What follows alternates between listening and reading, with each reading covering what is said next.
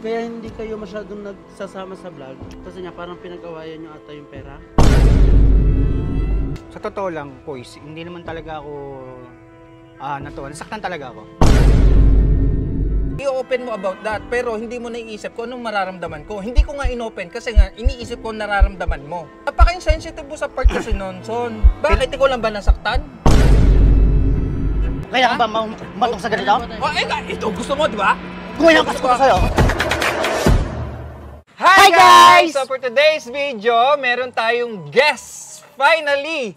At ito na yung lagi nyong tinatanong sa comment section at mini-message, ang mahal na mahal nyong si Jason!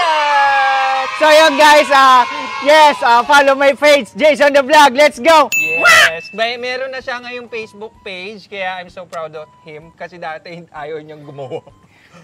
At marunong na rin siya mag-edit ng video. Yes! So proud of you.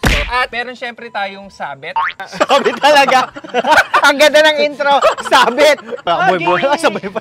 Nagluto ako dito na kaldereta, ribs, at saka ako din ang nagluto ng nilagang pata. So titimusin natin kung masasarapan sila at i-rate nila. So wag na natin patagalin. So let's go! Wow! Walang serving spoon? Wala na. Spoon naman. Sa ito, timusin natin ang kaldereta ni Kuya Kenzo. Sabihin mo yung totoo ha. Ano yung timusin? Tikman. Kaya mo timusin talaga? Oo nga. Timusin, Yun tikman. nga yun. Yun na ibig sabihin nun. Sa US kasi hindi ganyan. Honestly, yung lambot niya guys, gusto ko yung lambot. Kasi masarap talaga sa mga buto-buto, sa mga kaldereta, ay malambot talaga yung laman niya. Sa lasa, naramdaman ko at nalala ko si Lola. Nagsasalita ako, mamaya na magsalita. Rate ko siya ng mga 98. Nasa yung 2. So yung to niya, nakulangan ako dun sa to niya ay kulang sa hotdog. Wala siyang hotdog. Minudo talaga yun. Bakit? Trip ko yun eh. Ganun ako magluto, may hotdog. Kung nalagay mo ng hotdog yan, nagtanong ka sa akin, Son, ano yung mga nilalagay mo? May hotdog ba? Nilagay. Version ko yan eh. Niluto mo na rin yun kung nilagyan ko ng hotdog. May point nga naman. So sige, 100% na yun.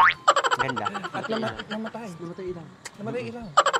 Ba't namatay? So nilaga, 95. Huwag mo na hanapin yung 5, Kuya Kenzo, kasi mahirapan ako hanapin kung nasaan. Bakit 95? Kasi, Yung hotdog.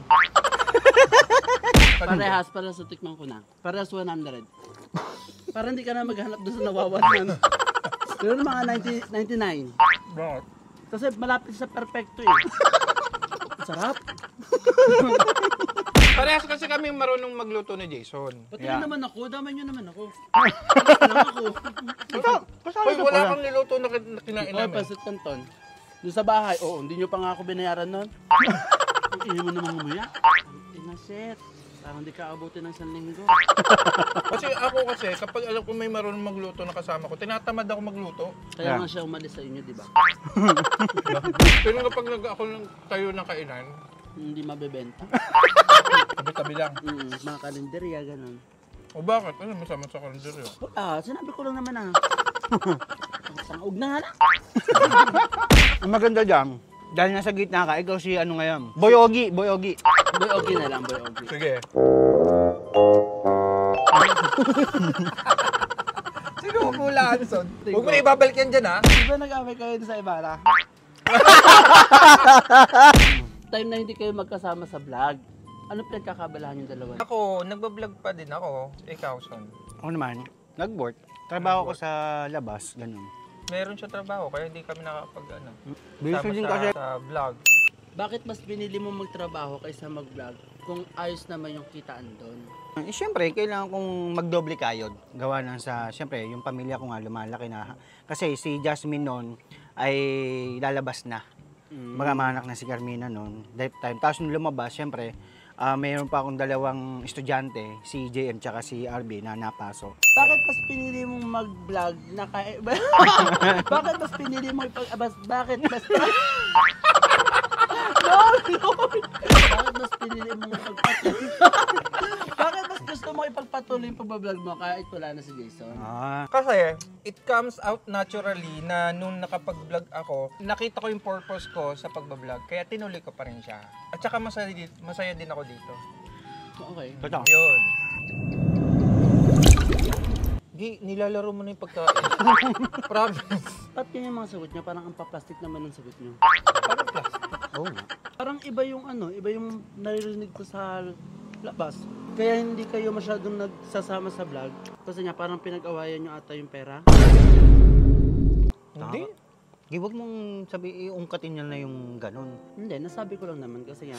Gi, yung problema kasi ng pamilya, hindi naman kailangan lagi isa publiko. Kung totoo man yun o hindi, parang nasisiraan kami, parang gano'n. Hindi mo ba naisip na parang, syempre, yung mga tao, hindi naman lahat may intindihan.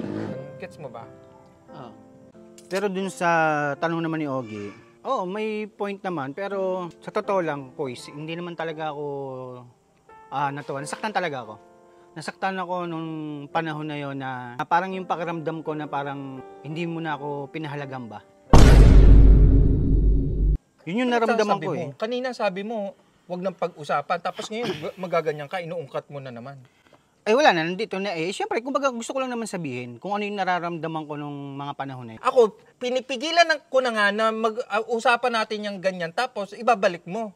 Bakit ikaw lang ba nasaktan? Eh, kuya, pinag-uusapan lang natin. O, ba't nagagalit ka?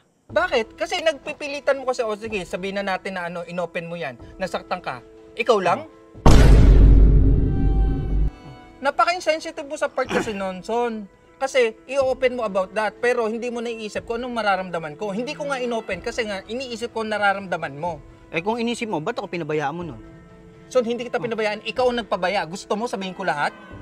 Kaya nga pinatigil ka na nila ate eh. Masyado kang pa-victim lagi. Akala mo naman Ay, yan ka na naman, lagi si pa-victim.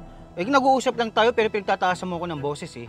O ba't ikaw nga sagot ka ng sagot eh. Wala kang ng respeto eh. 'Di ba? Hindi ka kasi nag-iisip.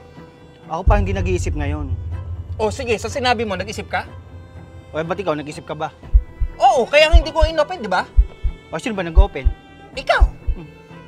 Eh, kung hindi tinanong ni Ogie yun, hindi Huwag mo ma-open yun. sisihin si Ogie dito. Ang sisihin mo sarili mo kasi ganyan ka mag-isip. Ako ba lagi may kasalanan? Ba't ako lagi sinisisi mo? Bakit? Sinisi ba kita ngayon? Oh? Pinapaano lang sa'yo kung paano ka... Ano ba naman yan, Son? Itigil na yan. Hanggang ngayon, hindi ka pa rin nagbabago. Itigil na yung pagbablog Kasi na wala yan. kang respeto. Walang respeto. Lagi kang ganun, walang respeto. O hindi ba? Itigil na yan. O, Dapat ba? hindi na nagbablog O, ng itigil ganyan. na talaga. O bakit? Napakaano mo O ba't eh. ganyan tingin mo? Oh. Ha? O ano? Lalaban ka? Sige, ano? O, kaya ka ba matong sa ganito? O ito gusto mo, di ba? Kumalampas ko sa'yo. O sige, helpas mo. Gago ka. Ha? Ano nga? Ano? Ano? Ano? Ano? Ano? Gago ka eh. Ano ha? Ano? Ha? Gago ka lagi ah. Ano lagi ah? Ano lagi? Tangin mo. It's a prank guys. Ano kagi? Ano? Sa mga ni Jason, subconscious prank natin. Tanong pagi. Ano yun? Kaya nga ni Ogie. Wala na. Sorry na, Gi. Sorry na. Ito kasi laging yung tanong nito, laging offensive kasi. Actually, welcome back sa... Ayan, welcome back. Ayan, marami kasi nag-aham sa inyo. And tsaka sa totoo lang, hindi kami masisira Jason sa pera kasi magagalit si mami, magagalit si ate. Siguro magkaroon kami ng problema ng pera sa ibang tao. Pero sa hindi. O bakit? parang hindi naman yun yung talaga eh.